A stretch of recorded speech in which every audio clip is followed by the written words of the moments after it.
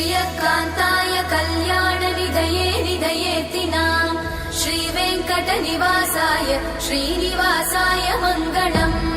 लक्ष्मी सविभ्रमालोक सुभ्रूविभ्रमचक्षुषे चक्षुषे सर्वलोकानां वेङ्कटेशाय मङ्गलम्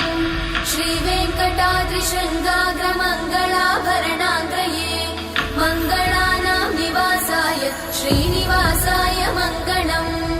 सर्वावयव सौन्दर्य सम्पदा सर्वचेतसां सदा सम्मोहनायास्तु वेङ्कटेशाय मङ्गलम् नित्याय निरवध्याय सत्यानन्दचिदात्मने